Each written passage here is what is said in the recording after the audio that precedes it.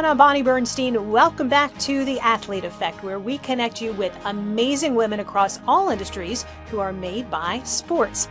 Today's guest is an award-winning tech entrepreneur who's currently the CEO of a platform you have probably heard of, the Female Quotient, the world's largest community for women in business. Now, if you just so happen to be one of the more than 7.5 million followers across FQ's socials, you've probably seen a lot of posts about women in sports. There is actually some very personal inspo there. Shelley Zalis was a multi-sport athlete growing up, and her power of the pack mantra in business was discovered on the tennis courts. This episode is for all of my entrepreneurial girlies. Maybe you are a student athlete building your brand. Maybe you want to or are building your own company. You are going to want to listen to this all the way through, because when I tell you Shelley has been through it, Shelley has been through it. She has dealt with blunt criticism, people not believing in her ideas, being the only woman in the room. But Shelley's belief in herself always won the day. She created an online market research company, sold it to a giant in the industry, and since then has been leveraging her expertise, her network, and her vision to be a fearless change maker for women in the workplace. And she also fully endorses and embraces one of her little nicknames, Chief Troublemaker. Before we start, I just want to give you your flowers. If you are here, you are a leader. You may be a leader on your team and you hope to be a leader in business. Maybe you're on a leadership track already at work. But at the end of the day, you want to learn how to harness your inner athlete to be great, and you have come to the right place. So please take a moment to like, subscribe, share with other leaders in your life so you can be the first to know when new podcasts are available. We really do appreciate you being part of our little community here. So let's go make some trouble with Shelley Zalis. I don't know that I've ever come across somebody who's known as the chief troublemaker in addition to the CEO and founder of their company. And I know the origin story is a writer kind of tagged you as that, doing an article on you for Forbes. But how would you define yourself as the chief troublemaker? Well, actually, the reporter, his name was Jack Hanemichael, said some might call you Madame Zalis and others might call you pain in the because you are persistent and you don't take no for an answer. Yeah. And I probably rephrased that to chief troublemaker because I am notoriously known for breaking the rules that make no sense and creating the new ones. And I call them the uncorporate rules because the corporate rules didn't work for me. And so I had to start my own company to be my own boss and make my own rules so that I didn't have to break them.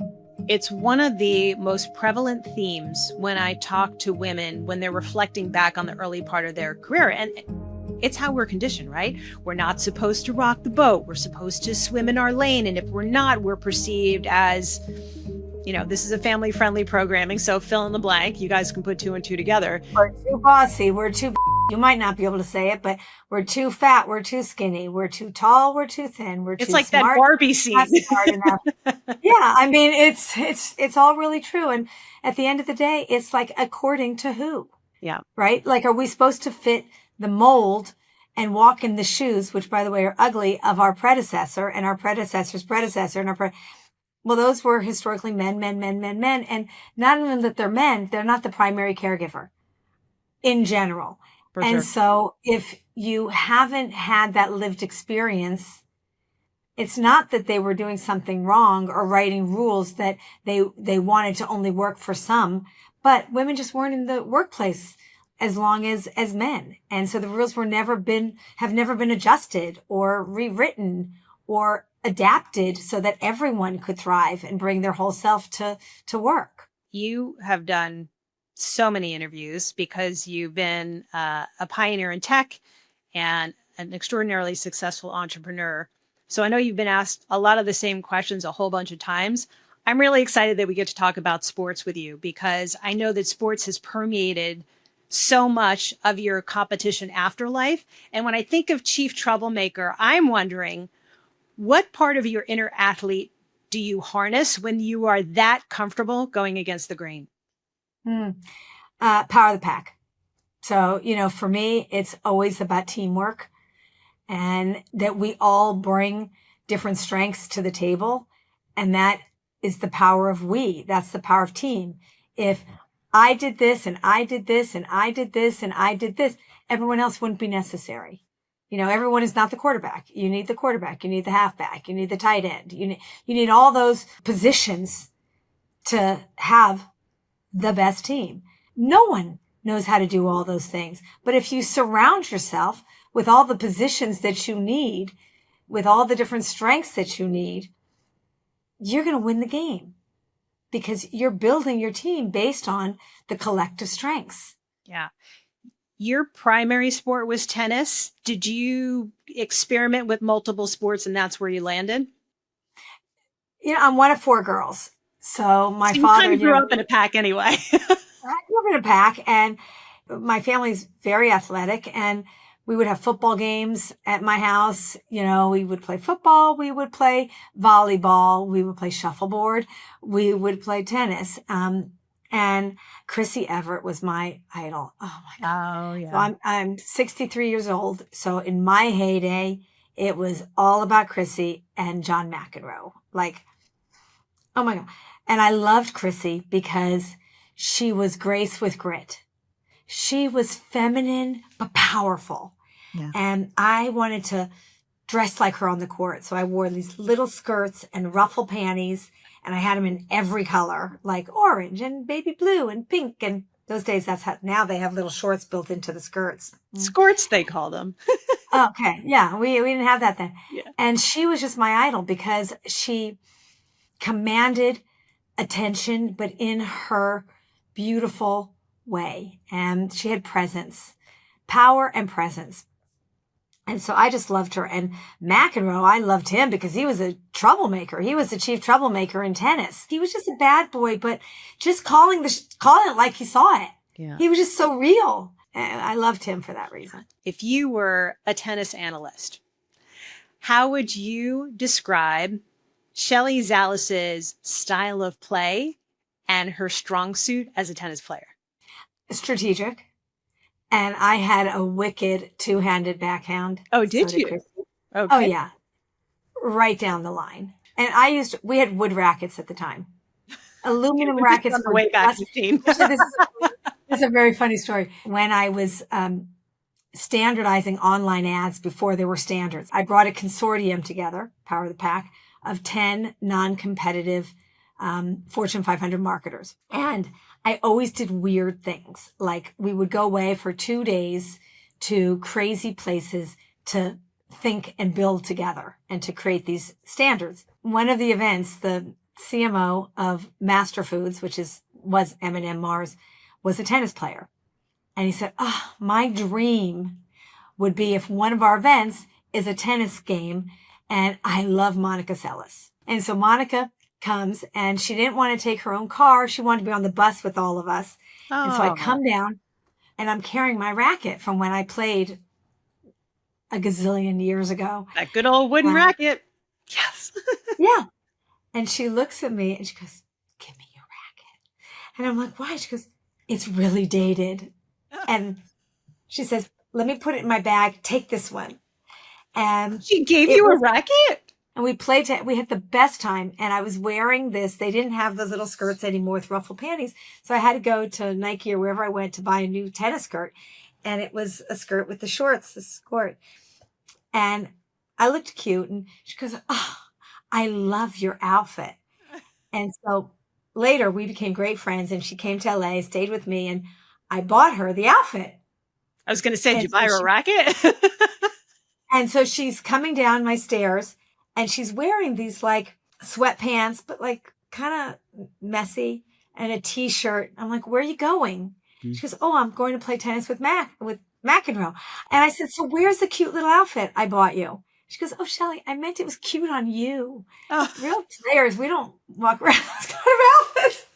I'm like, okay, well, give it back. I'm going to return it. It was expensive. See, this is how it should work. You take tennis tips from Monica Seles, and Monica Seles takes fashion tips from Shelley Zalis. This is the way it all should have really worked.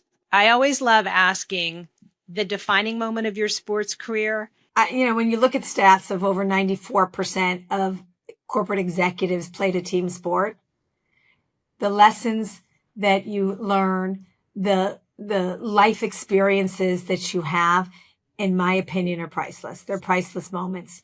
And still today, as a leader, it's all about collaboration. It's all about the power of the team. It's all about the we. I know you went to Barnard and you were a psychology major. What did you Doing your homework. Wow. what did you think you wanted to do? Truthfully, I am not a textbook person. I hated just sitting in the library to study. And so for me, it was, how do I get straight A's without having to study, was sort of the game. So I chose psychology because I didn't have to write a thesis, which is the truth. I loved the understanding of people and what makes people tick and what makes people do what they do, and how do you incentivize people to do things. So I also worked in the cafeteria. It was like the cafe. It wasn't a cafeteria, but the cafe on campus, because I loved being around people. I love people. And so that's how I ended up falling into market research. I saw a job description on the board and I thought I was applying for an ad agency. I show up at the job and they hired me, and only to find out I ended up working for a market research company. Yeah. Did not intend to do that. That didn't sound sexy to me. You wind up, I'm going to fast forward and then I'm going to rewind. You wind up becoming a tech pioneer. I want to ask you about the state of women in tech, which I know is completely different than when you got out of school. So did you become a tech nerd because you just fell into it? It's actually very funny because I got a D in statistics. And when I sold my company, OTX, I was featured in the cover of New York Times or whatever. And his name was Haig Nalbantian.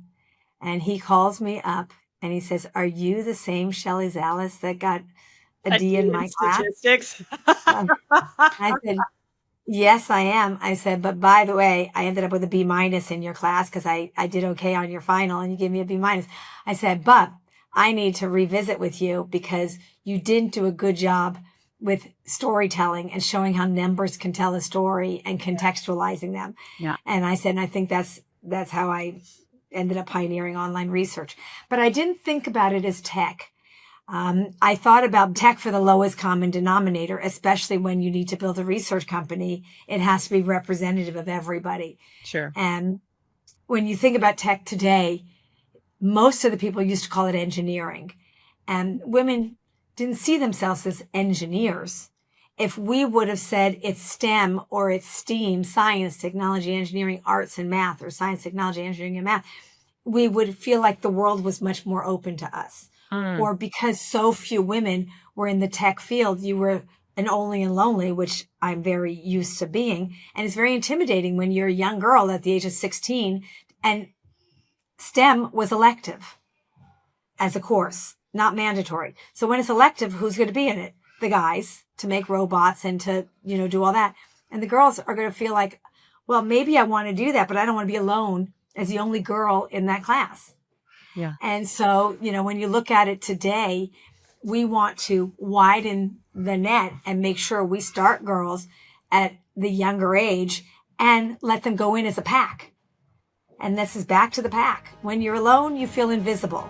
When you surround yourself with others just like you, it's less intimidating. Your confidence goes through the roof and you'll opt in versus opt out for fear. I want to ask you about a very specific experience during your first job. So, scene setting here. You're one of the only women, if not the only woman. You're out there, you're doing sales for the market research firm, you're building relationships, you're crushing it, and you get your year-end review. And after all of the niceties that you're a good person and you work hard and all the blah, blah, blah, blah, blah.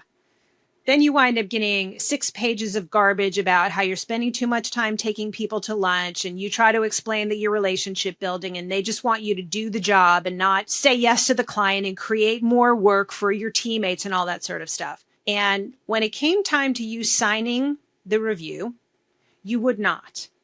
And inevitably, I've gone through this. I'm sure lots of women listening, if they haven't gone through it, they're going to go through it. Take me through your thought process in terms of how you responded. your refusal to sign it? And what about your inner athlete gave you that level of confidence to stand up for yourself when you were so young in the industry? Wow, good question. The crazy part is the person that gave me that review, he and I are great friends today.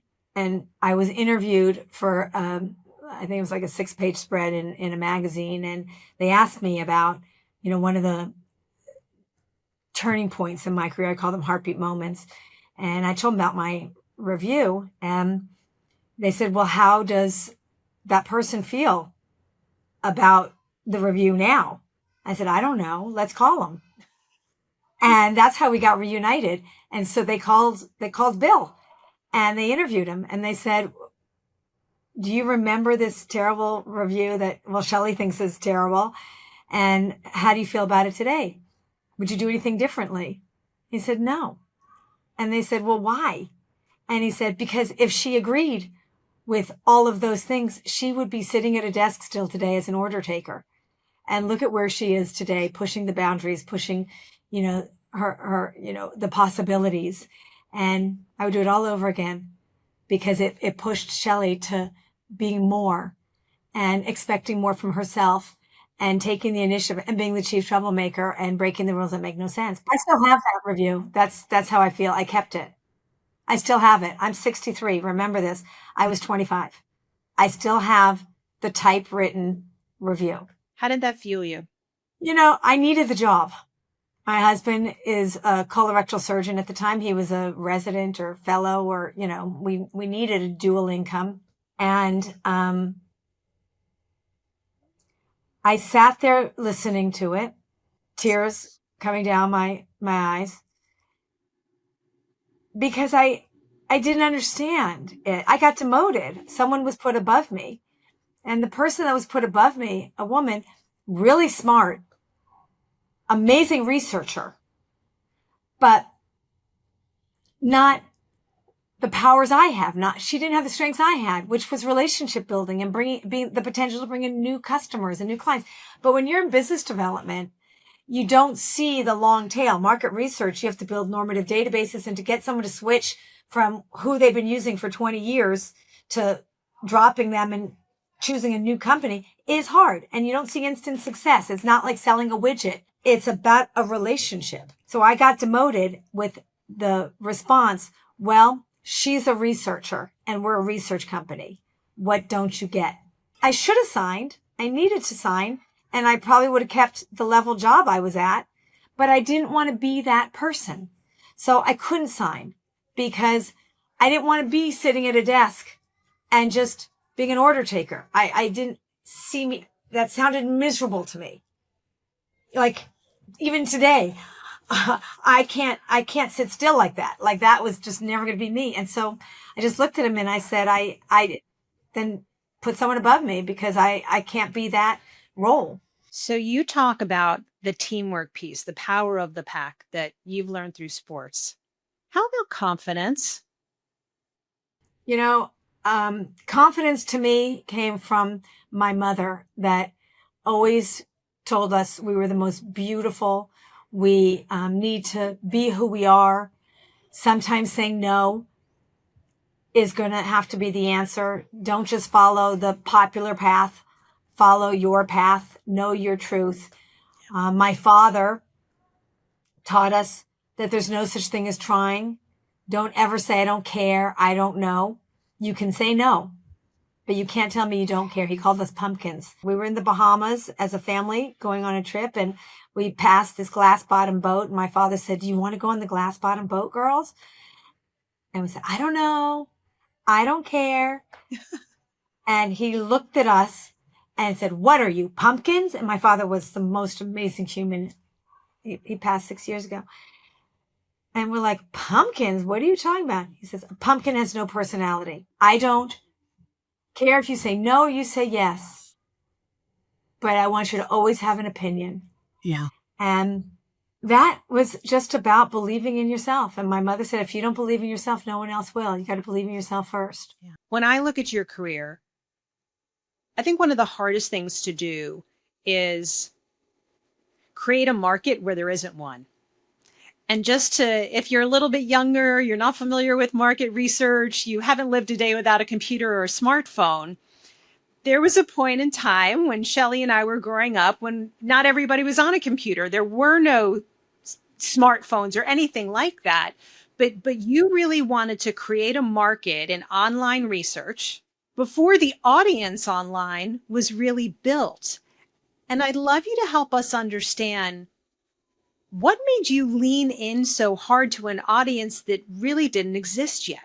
So crazy, because my son, Alex, was born in 1991.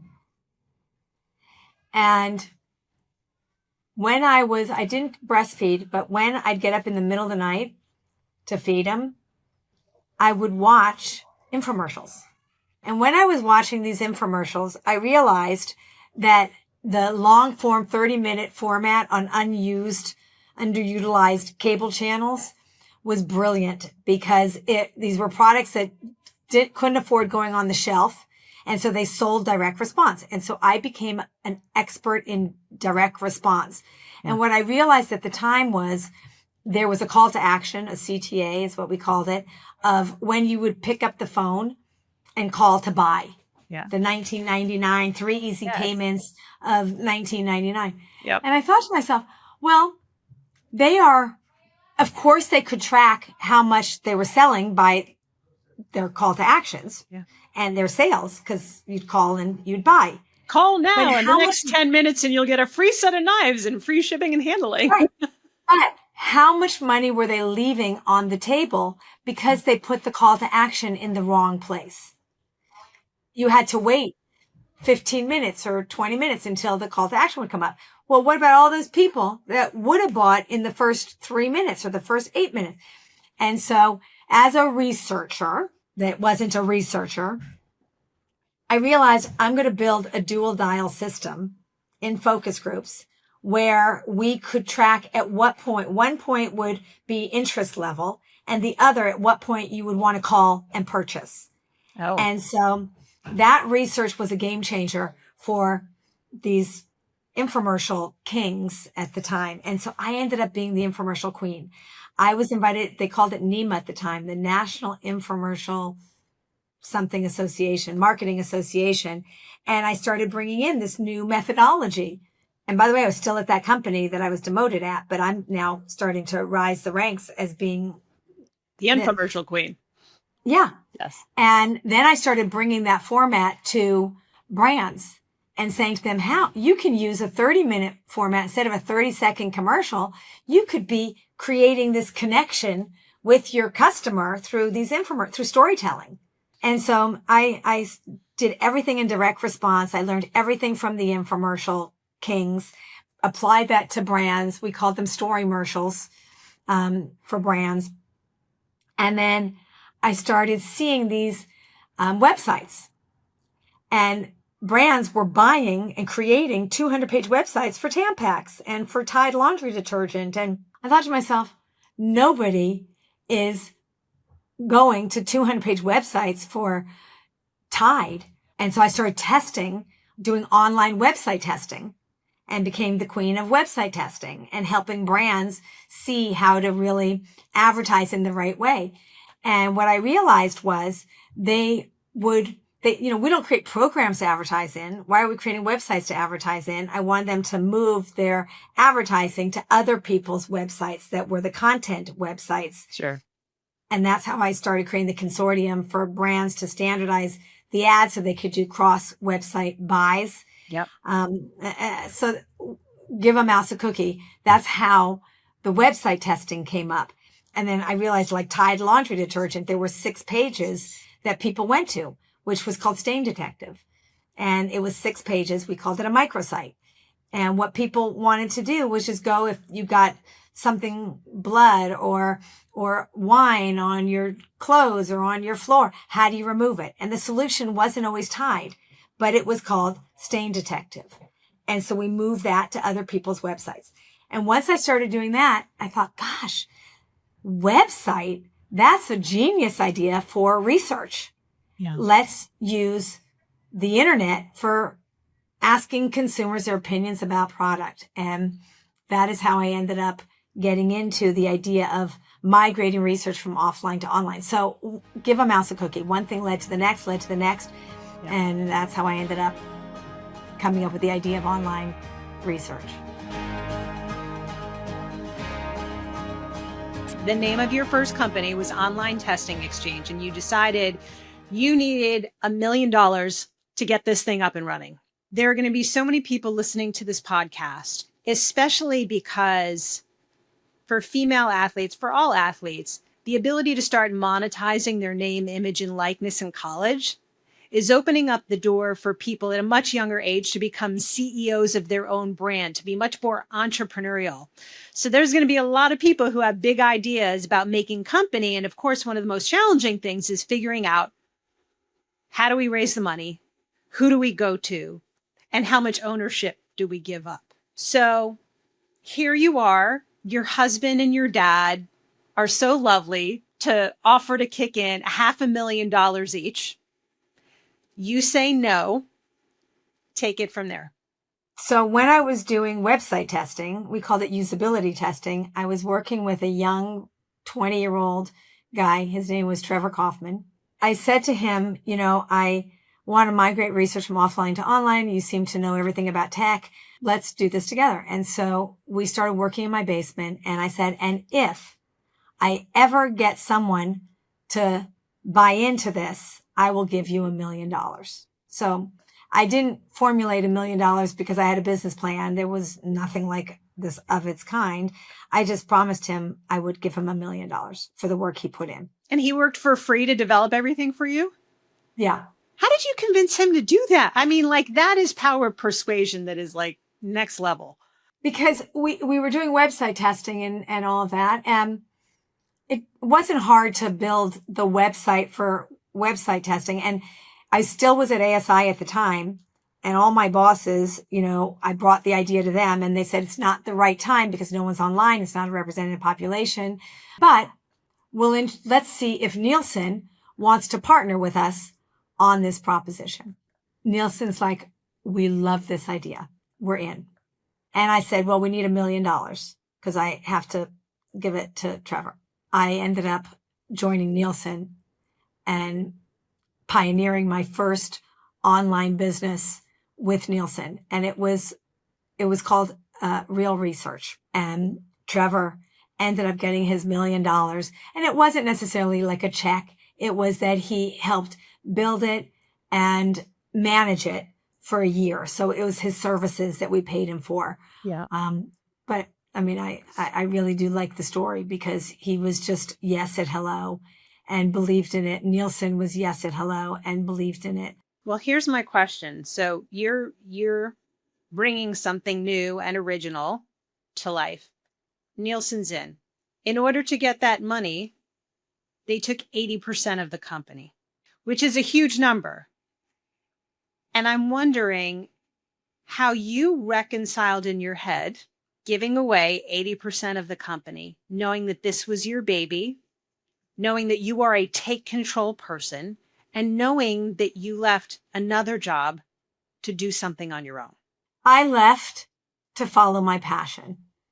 No one believed I was onto something or that I was right or that it would be successful it was so risky. And I wasn't really thinking about the money.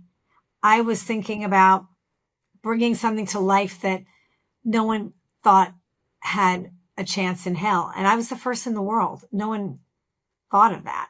So I'm not really sure. I just knew I wasn't going to take my father's money and my husband's because we couldn't afford it. It would have been putting everything on the line. And I knew that I wouldn't take risks if I had my dad's and our money into this company. It was risky, and there was no one online. I mean, I had to build the entire ecosystem. I had to build the entire structure. And so it was very risky, but I knew that I was going to be somewhere where I was getting paid to do something I love. Yeah. No risk, no reward, but I wasn't really risking much. I was leaving something I didn't want to do anymore to doing something I was really excited about. You became this tech pioneer, had all this success and all of these firsts. But I get the feeling that there was a level of loneliness because you were the first and only.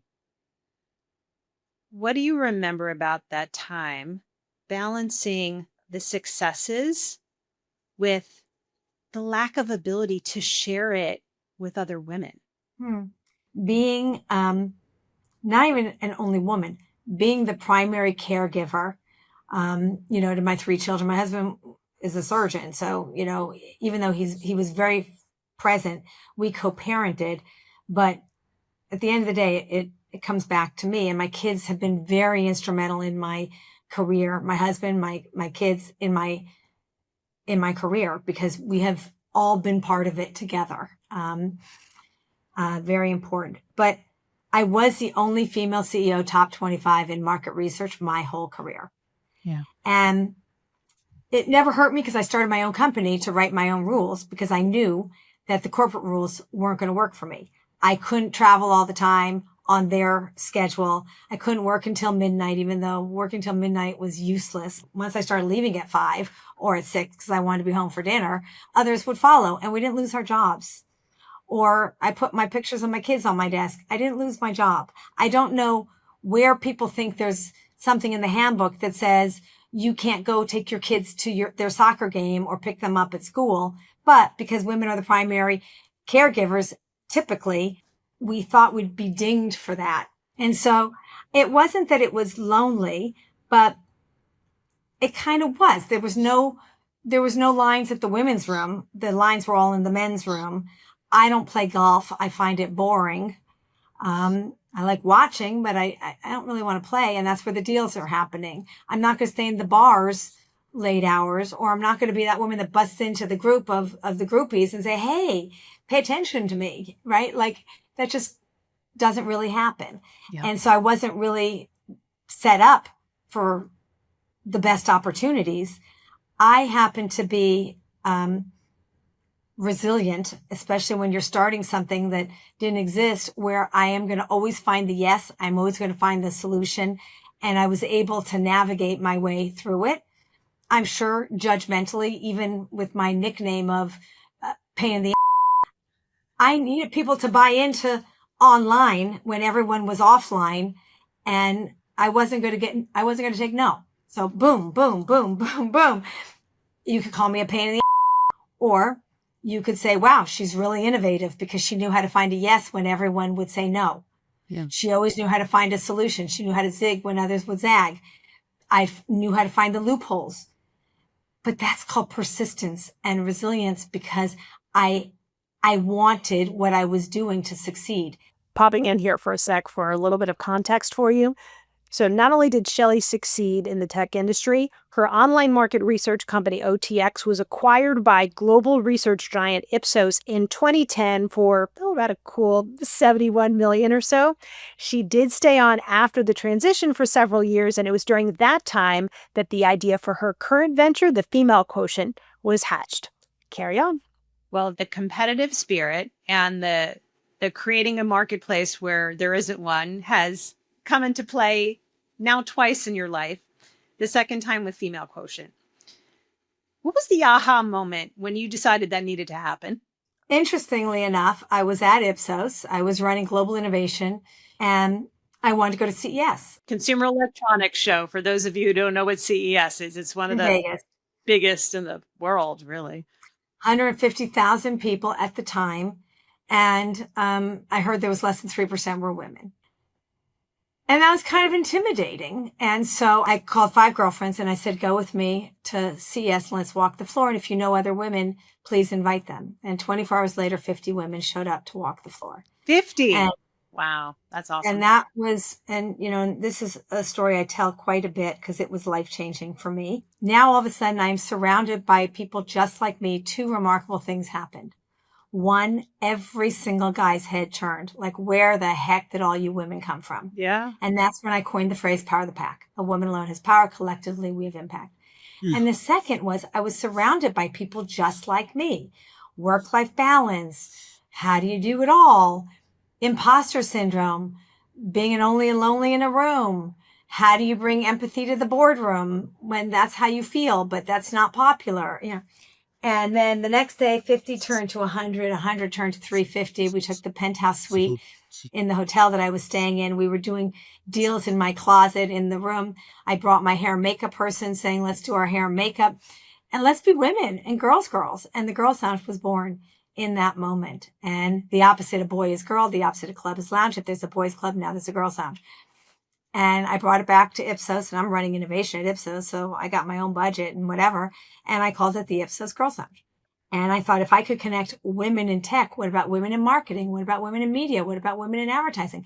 It was really the C-suite. What conferences do they go to? And that kind of created the pattern and the path of where I would show up, because the consistency and repetitiveness would create the relationships. And then the deals were getting done.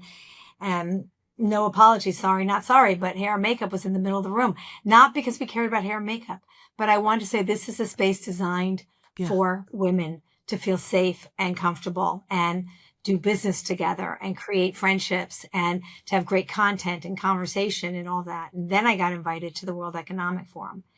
And that was a really big turning point. I left Ipsos. My 5-year contract was over. And I never would have left Ipsos had, when my contract came up for renegotiation, I said, I will stay as long as you put in my contract that you will continue to support the Girls Lounge.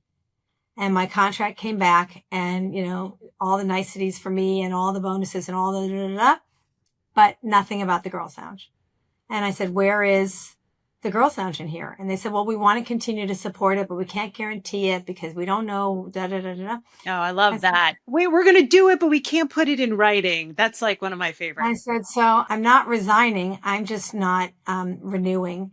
And I'm going to take the Girls Lounge with me. And you can give me $500,000 and be the first sponsor for 2 years. And that's how I built the sponsorship model. The Girls Lounge becomes the Female Quotient, and you now have this global social presence. The social media footprint is now at 7.5 million across all the different platforms. You're having these wonderful gathering spaces and conversations at some of the biggest industry tentpoles, whether it's CES or Davos or South by Southwest or Adweek. You're showing up at major sports tentpoles. Super Bowl, NBA All-Star, Masters, the athlete effect. You're everywhere. And while I know that these are ideas that are hatched in your brain, I can't help but wonder if your mom, Rosalie, maybe the seeds were planted when you were little, because she was just this force. And the California governor at the time, Pete Wilson, she was his policy advisor. And she ultimately goes on to start the very first business conference in the state of California for women. And as you reflect back on it, did you think I was learning this through osmosis? It was going to come full circle at some point? No. It's really remarkable. I mean, my mother did create the first conference for women for the state of California for Pete Wilson. Maria Shriver has now taken it over. But I remember I must have been 30 years old going to this conference and 5,000 women pouring in from all over the state and box lunches. And there were different choices of paths you could go down. And my mother created the whole thing. And I won a big award recently, and I asked my mother to give it to me. And so my mother, she's turning 89. My mother is like a 50-year-old. She is remarkable. That's amazing. And my mother presented the award to me. I don't think there was a dry eye in that room. And I was receiving the award, but the one that people will still talk about today was my mother and her presence and her speech and the things she said and who she is. And I brought that agenda and I talked about it and my mother was a tennis player, by the way. My mother was an incredible athlete. We had a tennis court in my backyard growing up, and we always had round robin doubles, and we actually had a meter. They actually put a parking meter on the court, which was really cute. I won't forget that, with a bench to watch. And my mother played doubles a couple times a week, and they played mixed doubles and doubles. And I just posted about Billie Jean King and Bobby Riggs, and back to confidence. Billie Jean did not think she could beat Bobby Riggs. No one did. Yeah. But it was her inner voice where she thought to herself, I must beat him because I need to leave this legacy for all the generations to follow. And it was that inner thrust inside her that she said, I can't lose. I am going to win no matter what. Yeah. And she did. The female quotient obviously isn't just focused on sports. You talk about gender equity and gender equality across all industries. But when I follow your socials, I do see a lot of content about sports. In fact, there was something I saw the other day. It was a very funny quote from Mia Hamm. And I wrote it down. She said, my coach said I run like a girl. And I told him, if you run a little faster, you could too. And I wonder, why is it so important to make sure that sports content is showing up throughout your entire social ecosystem when there are so many things that need to be tackled, addressed, evangelized, and advanced when it comes to the gender gap and the pay gap and all the things that you are out there addressing? First of all, sports is culture. Culture and media intersection, and culture, media, brand, and the storytelling, I think, is amazing. I actually believe that sports will define the new media model. How so? Well, because right now, historically, because there's more, money going into male sports, but they've been measuring KPIs with the eyeballs and the viewership versus the opportunity and the potential and the possibility of looking at it from not just that one and done in the moment of the gameplay, but what leads up to it, and the storytelling and the merchandising and the engagement and the community of all the elements that I think is contributing to the power of sports and now women in sports. And brands are starting to pay attention in a whole new way. So I kind of love that it's the first. I love being the first doing things of how we're going to be able to flip the script with a new media model, even though we don't have the historical data. It's about believing in the data forward and the patterns and the trends that are starting to emerge that I'd like to, make sticky. And so, we weave all that narrative through. And if you could see her, you could be her. We need to see more her and her strength coming into play. So F1, we have an F1 car to inspire the next generation of girls and women in motorsports. It's rose gold, it's hot, it's sexy, it's fast, it's remarkable. And when you look at Super Bowl, we're at Super Bowl. Women in the business of sports. It's not just who's playing the game, it's who's in the business of making the game be played. Right? We have to document all that and start sharing those stories. So I want to amplify them. I want to share them. I want to put them out there and talk about it with a whole new lens. I want to get into LinkedIn because I had the chance a couple of years ago you do weekly sessions on LinkedIn where you tap that whole community and you have these real and raw conversations. And I had the chance to do one where we talked about, basically the foundation of the athlete effect. And you brought it up before, how 94% of female C-suite executives played sports. And your team told me that particular session where we talked all about the connection between sports participation and career success got the highest engagement of any session that had been done on LinkedIn. Oh, yeah. Well, it didn't have anything to do with me. They were amazing speakers. But one of the things I find astounding is that so many of the women in our database don't list anything about playing sports on their LinkedIn profiles because we know so many companies love hiring athletes and female athletes that having that piece of information, it's important to have those things. And I'm curious, when you're hiring, when you see on a woman's resume that she played sports, does it resonate with you at all? I love athletes because you are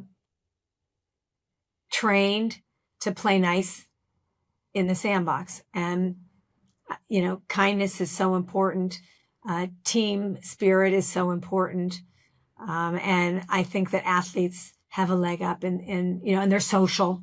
You have to be a social person. I mean, we need all kinds of people. I hire plenty of not athletes too, but I'm never surprised when I find out someone has played sports. I saw a quote from Hoda Kotb that reminded me of you. She said, "When I hire, unbridled enthusiasm wins the day every time." I know that's in complete alignment with your hiring philosophy. I love Hoda. Why? Well, I think that culture is people. It's not top down or bottom up. It's all around. And passion is infectious. And when you love what you do, it's called passion. When you don't, it's called stress. I don't want to be surrounded by people that don't inspire me and don't bring themselves to the table and push the envelope and challenge status quo. I encourage that. Challenge it. But you got to love what you do to do that. Not just sit, no, I'm just going to have a job and check the box. I am so not inspired by that. You also talk about the importance of, you categorize it differently. The words that we use to describe leadership. How are things like empathy, curiosity, compassion, communication more embraced now than when you first started out in your career? No one talked about it. It was a taboo topic. We talked about male, female, but it's masculine, feminine. The masculine, linear, decisive, aggressive, directive. The feminine, compassionate, passionate, empathetic, collaborative. And to me, those are the most important qualities of leadership today. We call them the soft skills, but I actually think they're the essential critical skills of leadership today. And when I had sold my company and I'm sitting in a public board and they were moving my employees around like chess pieces, tears came down my eyes. And I was pulled aside from the boardroom. Here I am, a badass CEO, and I'm pulled aside and once again reprimanded and told that there's no room for emotion in the boardroom. And once again, I had the choice of not signing, on the dotted line of my review. And my head said, sign. I just got acquired by this company. And my heart said, no way. And I gave a speech the week later to thousands, and it was called Bring Emotion to the Boardroom! ! Heart, heart, heart. And that was that. Like, I believe that. Why am I going to roll over and just say, you're right? They're not right. Just because that's how it's been done, or that's what the textbook says. Well, someone's got to break a pattern and create a new one. Yep. It's got to start somewhere. So that's what I believe. What about Female Quotient gives you the sort of joy that you wouldn't have gotten working in corporate America? Being my own boss, writing my own rules, not being afraid to take a chance, embracing the fear, pushing through it, going for it, paying it forward with generosity, what I wish I had in my whole career, girlfriends in business, leaving a legacy in the lifetime of my leadership, not waiting until I'm gone. And do you know how wonderful it is that at the age of 63, you can have best friends in business, even in competitive businesses that all want the best for each other. And you get a hug, hello, and a yes. And then they say, what is it I could do for you? Yeah. That brings me joy. Why does that make you emotional? I'm just really proud of that. My daughter now works with me. And watching her grow and find her voice is really amazing for me. And that she won't ever feel alone at a big conference that is cold. But she'll always have an FQ lounge now wherever she goes because she's creating them. She runs all the experiences. It makes me proud. Tell you what, seeing somebody as strong and as successful as Shelley show that kind of emotion when she talks about her career and having her daughter by her side, that really hit home for me. How about you? Here's the reality. Building a business is hard. To know that you've got other people in your corner who say, what can I do for you? And mean it. Not just say it, like actually mean it. That's not only a testament to what you're building, it also speaks powerfully to whom you choose to surround yourself with. Shelley, thank you so much for spending time with us today. And for those of you listening, if you've never been to an FQ Lounge event, I'd encourage you to go check it out. They're all over the place. South by Southwest, Ad Week. FQ will typically do pop-ups at big sports events like the Super Bowl and NBA and WNBA All-Star Game. They are totally free. It's great networking and compelling programming. We will have all of Shelley's socials and the FQ platforms in the show notes, so check those out. Shout out to our podcast squad, Allison Johnson, Carlos Delgado, Jess Levy, and Kim Neal. The Athlete Effect is a Walk Swiftly Productions podcast, copyright 2026, all rights reserved.